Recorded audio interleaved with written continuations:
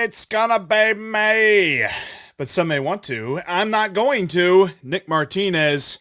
I'm not putting the loss on him on Tuesday night. I'll tell you why. Today's Locked On Reds.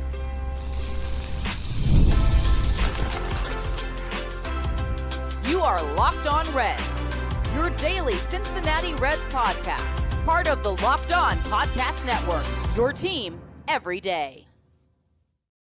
You are Locked On Reds, your daily source for all things Cincinnati Reds. I'm Stephen Offenbaker. He's Jeff Carr. We love baseball. We love these Cincinnati Reds. We've taken our love of the game. We've taken our love for this team. We have turned it into information for you. Locked On Reds is part of the Locked On Podcast Network, your team every day. And on today's podcast, well, whether or not you think Nick Martinez is the problem, one of us does, one of us doesn't. We're going to talk about that.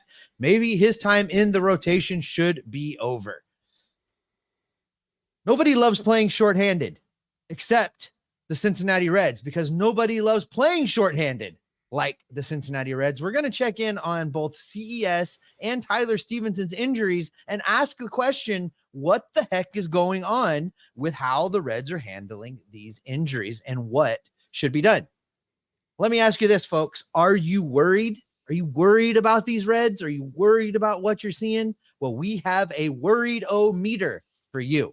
We're going to explain coming up here in just a bit. Before we get started, this episode is brought to you by Prize Picks, the easiest and most exciting way to play daily fantasy sports. Go to prizepicks.com/lockedonmlb and use the promo code all lowercase lockedonmlb for a first deposit match of up to $100.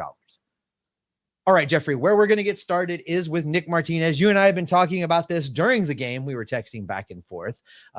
We both have opinions on this. You don't want to saddle Nick Martinez with the blame on this. I think that the Nick Martinez in the rotation experiment needs to come to an end. Where do you want to start with this? You know what? Let's start with you. Tell me why what's going on with Nick Martinez is not his fault. So Tuesday night does not prove that the Nick Martinez rotation experience needs to end. Now, I believe the best version of the Reds pitching staff involves him in the bullpen being a, emergency starter type guy, but I don't think they should get rid of the idea that he can start. Listen to this. The idea of a starting pitcher is to limit hard contact. It is to limit the effectiveness of the opposing lineup however he possibly can, whether that be strikeouts, whether that be, ground balls, pop-ups, all this other stuff. Nick Martinez did that last night. Nick Martinez had an average exit velocity against him of 78 miles an hour. The only hard hit ball he gave up was Manny Machado's double. There were at least two hits that were not going to be called errors because they would have taken decent plays, but I argue that they could have been made by Spencer Steer, the bloop that fell in between Spencer Steer and Santiago Espinal, and then the bloop that Jonathan India couldn't quite get to. That would have been a fantastic play had he caught that, but Fernando Tatis basically gambled and said, nah, Jonathan India ain't catching that, so I'm running home no matter what. And he ended up scoring on that because, of course, India could not catch that. But all night long, it was weak hit after weak hit that all just happened to be good luck hits. They got BABIP to death a little bit on this game, but they also got fielding to death, and they couldn't catch the ball. There were holes in the gloves. And I don't put this on Nick Martinez one iota. All right. How do you answer this then? Listening to Cowboy and Tommy Thrall during last night's game. Many of you have followed my trying to watch the Red saga on X play out here in Hawaii. I'm having to watch the Padres video feed while playing. Late night Reds is blackout Reds for you. It is blackout Reds for me. That is 100% true. But I've been listening to the radio feed while watching the video feed, and Cowboy and Tommy were talking about the fact that Nick Martinez's stats, the offensive stats against him, many major offensive categories nearly double the second time through the lineup. The teams that the Reds are facing when Martinez is the starter, the second time through versus what we normally hear about the third time through, the second time through for Martinez, that offensive jump is taking place. It tells me that, much like you're saying, he's very effective in the bullpen. He's great for the Reds to have to eat long stretches of innings and get a whole turn through the lineup. But when he's out there like a starter, and faces multiple times to the lineup, he's just not getting it done. So for me, this team needs to put him in the bullpen. As you say, I agree. The best version of the Reds is Nick Martinez in the bullpen, eating 2 or 3 innings at a time when he comes out of the bullpen. There's plenty of talent down in Louisville right now that can give you the same results that Nick Martinez is giving you in this starting rotation. So why not make that move and get these guys that you're going to need later in the season anyway, some exposure to major league hitters and some work with Derek Johnson, and have them ready to fill those spots for when we need them later in the season.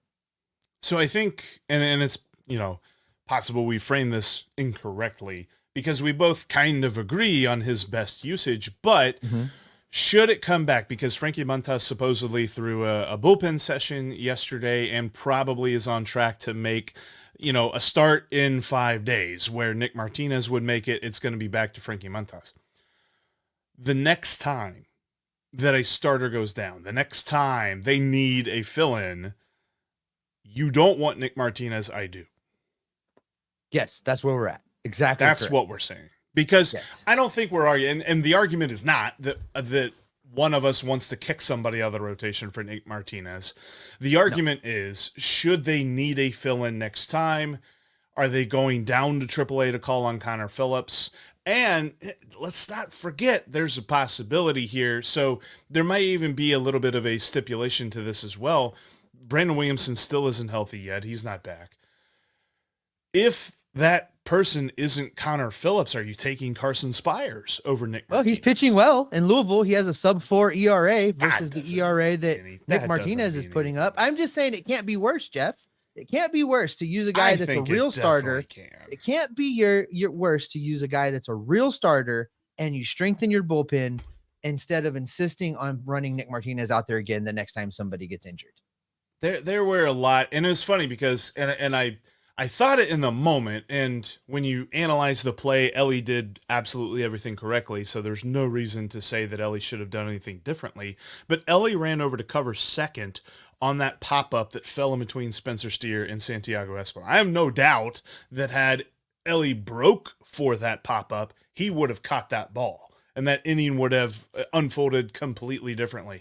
There were so many little gaffes and things that weren't necessarily errors, but were kind of fundamentals that the Reds just did not execute there in, I believe it was the 5th inning, that absolutely killed them for the rest of the game, because they did the thing where anytime the Padres tried to play add-on, the lineup followed suit and kept it close. But because of that 5th inning, because of the way the defense failed Nick Martinez, I believe Nick Martinez would have won this game and probably pitched another inning had he had gotten the routine defense that he should have had. And then I think our conversation would have been completely different. So I think that he deserves another look in the rotation. I would tend to believe I need to see more evidence before I say, give me Connor Phillips or give me Carson Spiers or give me somebody from Triple-A, because I don't think, I do think it's late when we're recording this. That's why I have coffee and it's 1:30 in the morning. But I do think the Reds could do worse than Nick Martinez, and I don't want to see that happen. Well, this is what I know right now. A 5.46 ERA, 4 games started, Jeff, 28 innings in his time pitching. He has allowed 19 runs, 17 of them earned. He's given up a couple home runs. Strikeouts, his strikeouts to walk is great. That's about the only one of his stat lines I'm really happy with right now. He struck out 20 while only walking 3. Right now in Louisville, Connor Phillips is not your phone call. Connor Phillips is struggling right now. Unless you want to give him the Brandon Williams treatment and bring him up no matter what his Louisville stats say and let him figure it out with DJ. Right now in Louisville, Connor Phillips has a 9 ERA in 5 games started. He has not pitched well. You know who has pitched well? Carson Spiers, who you mentioned. He has a 3.24 ERA in 5 games. In 6 games in Louisville, Lyon Richardson has a 2.74 ERA and is pitching very, very well. Now he's walked a lot of batters, but I don't know, Jeff. I'm kind of at a point where I'm tired of playing guys out of their natural positions, out of their strength. And I don't think being a starting pitcher is Nick Martinez's strength. His strength is being a multi-inning guy out of the bullpen. It's the best version of Nick Martinez, and it's the best player that he can be for the Cincinnati Reds. There's other guys that can fill in and take a turn in the rotation when one of the guys that are better, and yes, the guys that are in the rotation on the regular are better. That's why they want a spot in the rotation.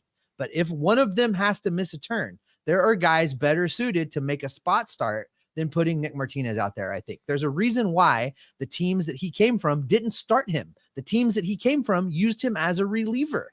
That was part of the deal coming to Cincinnati, was to experiment, to see if he could get a spot in the rotation. I've seen enough. I want him in the bullpen. I want him pitching multiple innings. It makes the Reds better, and anybody can go out there and struggle through a start.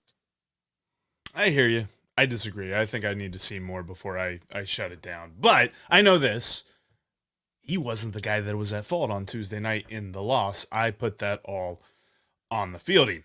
But you know, Steve, there was something else that came out of Tuesday night's loss, and that is the Reds' depth may be a bigger issue than we even thought 24 hours ago. We'll explain why coming up next.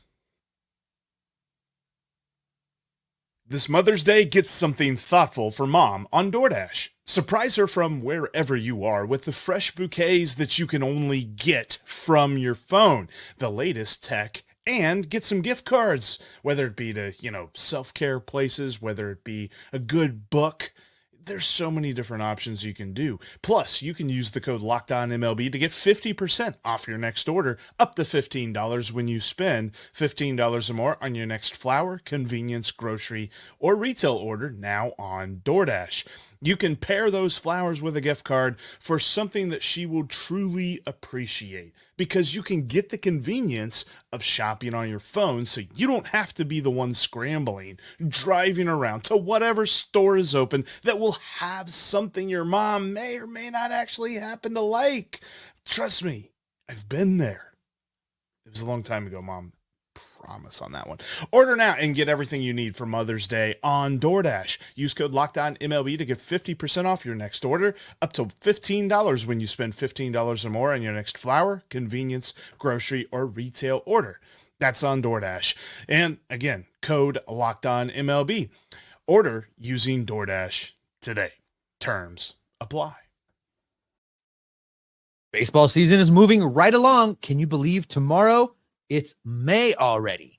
Don't miss your chance to add your favorite baseball players, your favorite picks from the diamonds to your prize pick entries, whether it's strikeouts, RBIs, or first inning runs. Take your pick of more or less and add them to your prize picks entries today. Testing my skills on prize picks this baseball season is the most exciting way to play daily fantasy sports. If you have the skills, you can turn $10 into $100 with just a few taps. Prize picks is really simple to play. I can make my picks and submit my entries in less than 60 seconds. Quick withdrawals, easy gameplay, and an enormous selection of players and stat types are what make Prize Picks the #1 fantasy sports app. The best way to get the payout is to hammer more on Ellie De La Cruz stats. Jeff's been telling you this. Take more. If stolen bases is 1 or 2, take more. If his hits are 1, take more. Home runs, take more. Ellie is a machine right now. Ellie gets it done. So get in on the action with Prize Picks. Download the app today and use the code LOCKEDONMLB for your first deposit match of up to $100. That's code LOCKEDONMLB for a $100 match, up to a $100 match on your first deposit. Pick more, pick less. It's that easy. I would just like the record to show that I wrote the script and I wrote in, it's going to be May, and Steve Offenbaker declined to say it's going to be May. So anyway, just wanted to put that out there. By the way, you've got to check out the Locked On Sports Today 24/7 feed. It's a free 24/7 sports streaming channel programmed for you every day to bring you the biggest stories about sports. Locked On Sports Today brings you the can't miss analysis, opinions, and news brought to you by all of us local hosts at Locked On and our national shows that cover every league. It streams 24/7 on YouTube or the free Amazon Fire TV channels app, part of the Locked On Podcast Network, your team every day. And speaking of every day, shout out to our everydayers out there. You are what makes this show go. For our everydayers, on the next Locked On Reds podcast, we'll do a series debrief with Javier Reyes of Locked On Padres. Hopefully, we'll be talking about a Reds series win. But Steve, they tend to make things harder on themselves for some reason, because if they're going to get a series win, it seems as though they're going to do it shorthanded, because the Reds deciding to play shorthanded on the West Coast is one bold strategy, Cotton. Yeah, I just don't understand it. I mean, the Reds are saying that both CES and Tyler Stephenson are available. It sure doesn't feel like CES or Tyler Stephenson are available. Let's look at a few of these scenarios, Jeff. 8th inning, 2 out, no one on. The Reds need base runners. Nick Martinez comes up to the plate facing a left-handed pitcher. Last time I checked, both CES and Tyler Stephenson are right-handed batters. If they're truly available, if they can play, why in the world would you not pinch hit for Nick Martinez against a left-hander? And he's a DH, so it's not as if you're like forcing the fielding to rotate in a weird way. Nick Martinez was your DH, so you could bring one of those two guys in, easy as pie. Then in the 9th, maybe even a little bit more of an egregious scenario, because Santiago Espinal was having a game in a bad way, 0 for 4 with 3 strikeouts. He's kind of fallen back off where he had a few really hot games against the Phillies. Now he's not so hot anymore. He's leading off. Nobody out, nobody on. Reds need base runners. Jake Fraley is on the bench. And by the way, we haven't heard anything about Jake Fraley. I don't know if he's sick. I don't know if he's hurt. I don't know what's going on there. But he's on the bench. He's not on the IL. Did not pinch hit. And there was a righty on the mound. Robert Suarez is a right-handed pitcher. So you could have put in Jake Fraley. You could have put in CES. You could have put in Tyler Stephenson. But you went with ice-cold Santiago Espinal. That means, so, okay, we heard, I heard on the broadcast, they said, well, last, Monday night, Tyler Stephenson and CES were available off the bench if they were needed, but they weren't needed. Okay, fine.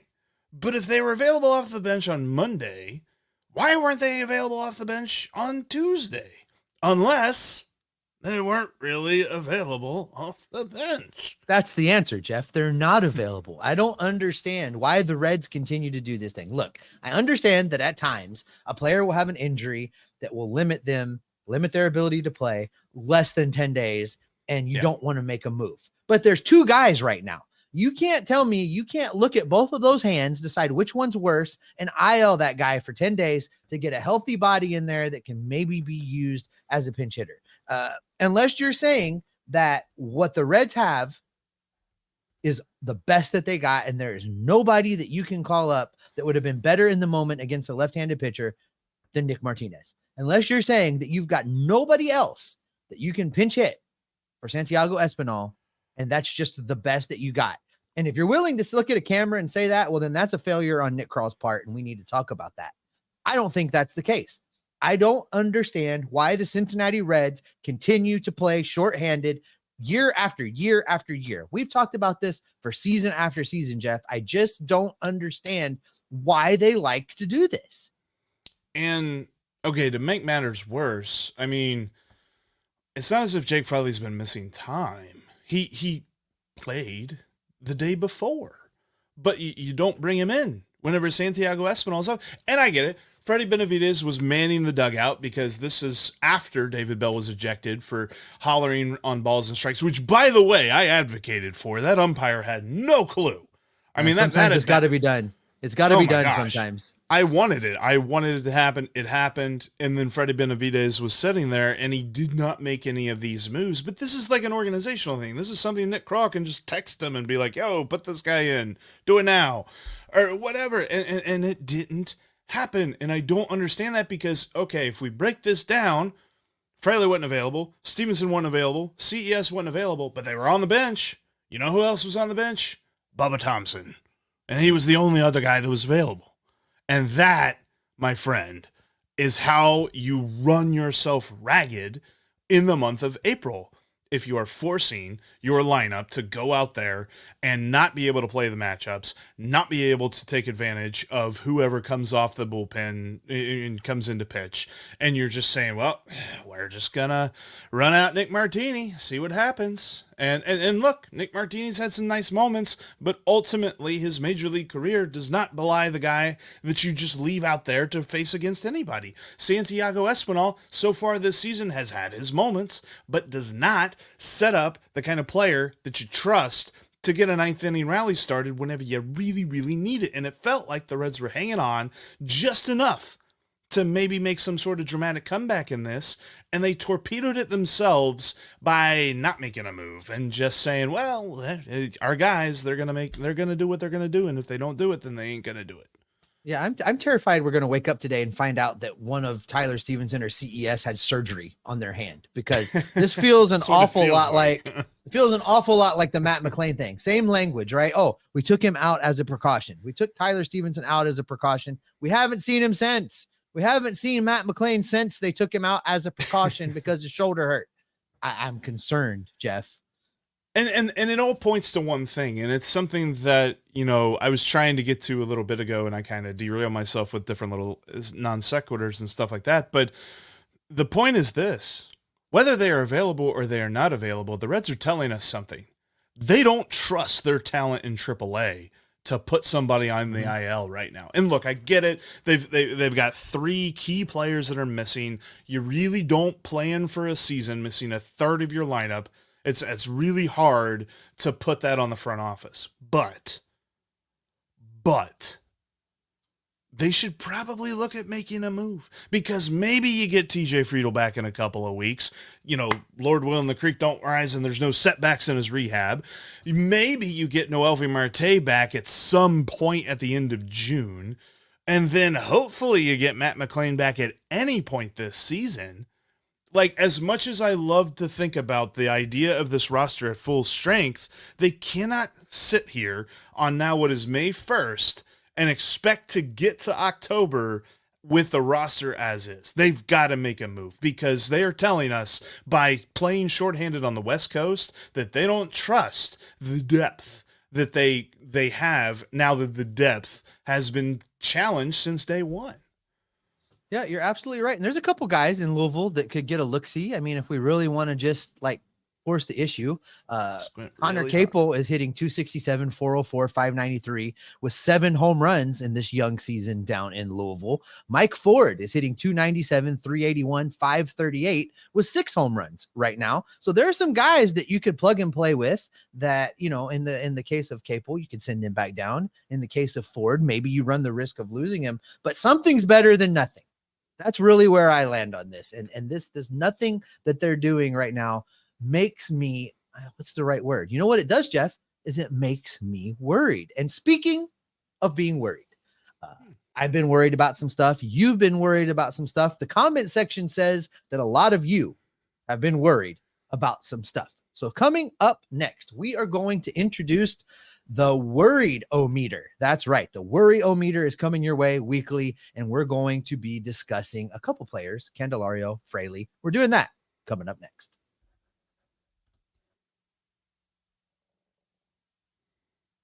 We've all been there, either as a player or a fan. It's halftime, and the scoreboard is not looking good.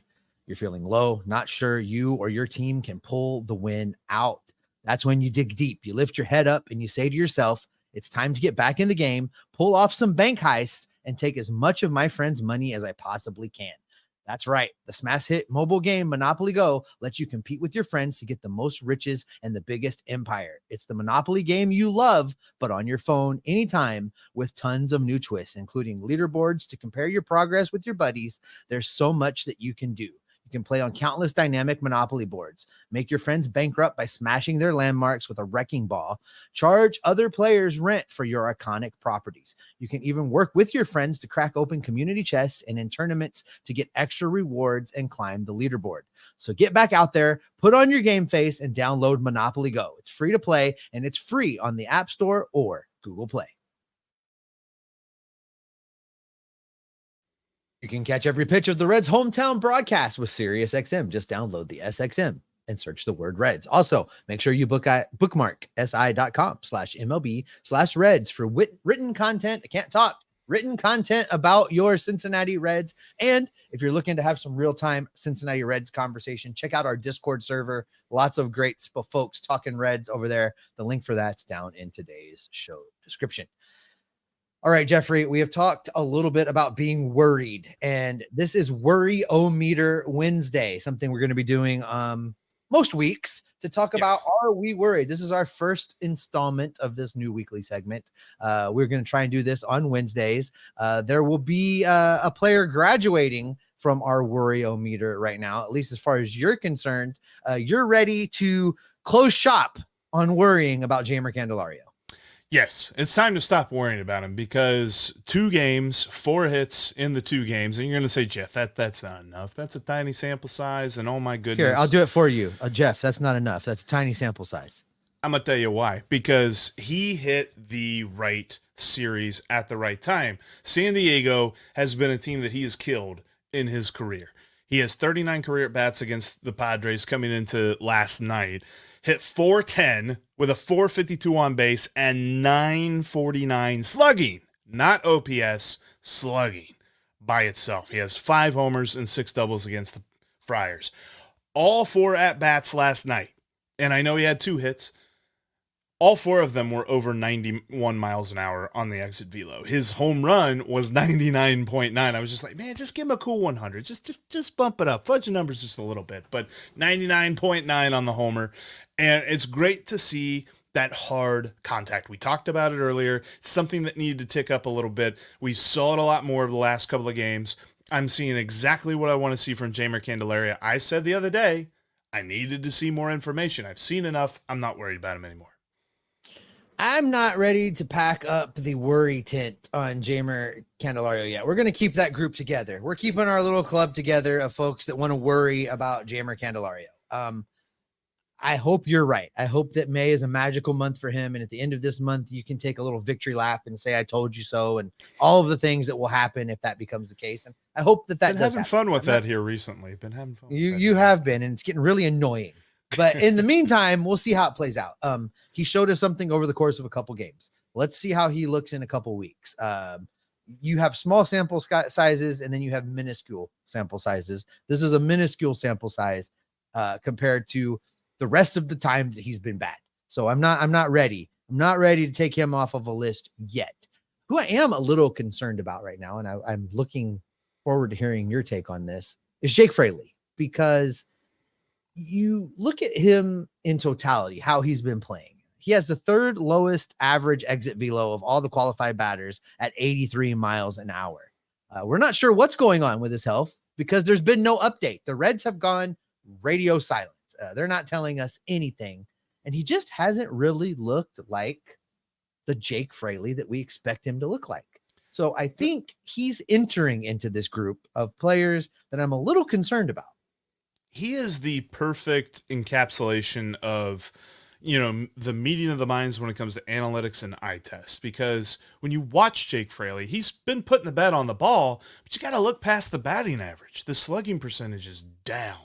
He is slugging very little. I mean, barely over 400. It's 410 right now, which that's okay. Like, I wouldn't say it's a worrying level, but that exit velo is worrying. Literally, every single qualified batter in Major League Baseball, there's only 2 that have worse exit velos, and the average exit velo for a hitter is 88 miles an hour. He's 5 miles an hour underneath that. That's a huge gap when it comes to that statistic. And watching him, even when he makes it on base, I feel like we don't see him steal as much as we did last year. And look, he's gone through a lot. And he is a guy that throughout the offseason has gone through something that no one else can relate to. Having his child go through what she has gone through. I hate that for him. But I also kind of am concerned about his performance. I don't know if that's affecting it. I don't know what's affecting it. And the whole health thing, like, he did play in the 3 games prior to yesterday, but it was not like, I mean, why was he getting an off day? Because he'd been off for like a week with the sickness and stuff. And maybe it's just a little bit more maintenance or something on that. But like, that was a perfect scenario. I go back to the whole shorthanded thing where you sub out Espinal, you sub in Fraley, lefty on righty. Let's see what he's got. That tells me that they don't think he's got. And that makes me worried about Jake Fraley moving forward. I do hope that we see this tick up. I hope that we see this go crazy.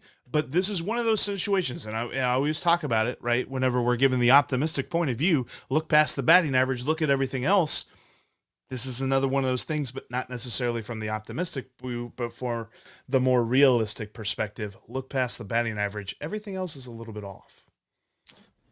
All right. And then that being said, I see in our notes that you want to spend a couple minutes talking about Graham Ashcraft, who is going to be taking a turn here in the rotation. I'm not worried at all about Graham Ashcraft. I loved what I saw down in Texas. No, not worried at all about him. And that's one of those things where it's like the Worryometer Wednesday, that's Candelario and Fraley. I want to cut that off for just a moment, though, and look at Graham Ashcraft for just a moment as he's getting ready to go here this getaway day game in San Diego. His last start, of course, in Texas was awesome. 6 1/3, a 1-run ball. Didn't get the win because the lineup didn't help him. He and going back, I was looking to see, I'm like, has he pitched at Petco last year, May 2nd, against the Padres? Something about the beginning of May. They like to have the Reds go out to San Diego for some reason. Yeah, I was at that series. Yeah, and he pitched really good then. In fact, 6 innings, 1-run ball against San Diego in that game as well. I feel like if he can duplicate that today, the Reds are going to win this series. Yeah, I agree. I think that and Graham's grooving right now. Graham's grooving. Yeah. I love it. There's Graham's a hashtag grooving for you. Hashtag Graham's grooving. There it is. I firmly believe that he can deliver that kind of performance. I think he's going to go out there and pitch well against the Padres. The Reds are getting out of San Diego with series win. Calling it right now. Bold prediction. Bold, maybe not so bold. It's happening. The Reds are winning this series. They're getting a win today. I like it. Graham's grooving or pitching his Ashcraft off. One of the two. I don't. That should be. Listen, have you talked to Cincy Shirts about that? By the way, that has to become a T-shirt. You need to do that.